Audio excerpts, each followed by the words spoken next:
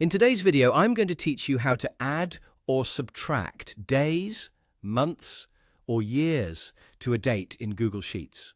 This is a handy skill to have when you're managing schedules, deadlines, or just keeping track of important events. We're going to achieve this using Google Sheets' powerful date function in our formulas. So let's dive right in and make this process as straightforward as possible. First, you'll want to start by understanding that the date function in Google Sheets requires three main parameters: the year, the month, and the day. We'll use this function to piece together a new date, allowing us to easily add any number of days, months, or years to our original date. To begin, type out the equals sign followed by the word date. Once you've done that, open a parenthesis right after. The purpose here is to create a formula that will adjust our date accurately. Next, we need to extract the year from the date we're starting with. This is done using the year function, which will help pinpoint the exact year we are dealing with. Simply type out year, open a parenthesis, and then reference the cell holding your original date.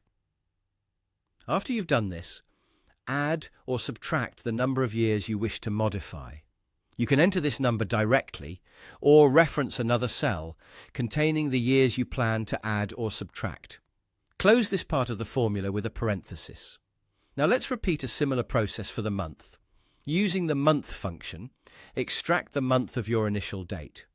Again, reference the cell of your starting date and then add it to the number of months you'd like to change.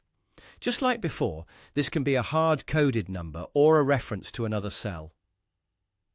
Ensure this section is also enclosed by a parenthesis.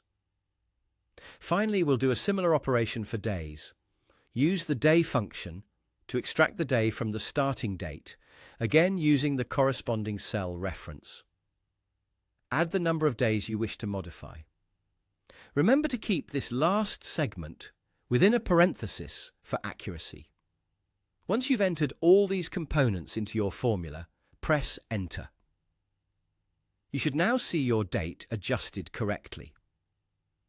What's great about this approach is that it not only gives you instant results, but also ensures that as you change the initial date or the numbers of days, months, or years, the result updates dynamically. This is particularly useful for ongoing projects or logs where date management is crucial. And with that, you've mastered adding and subtracting days, months, or years in Google Sheets. It's as simple as assembling the right formula and letting Google Sheets handle the adjustments for you. Keep practicing, and soon it'll become second nature. Thanks for watching, and I hope you find this method as useful as I do.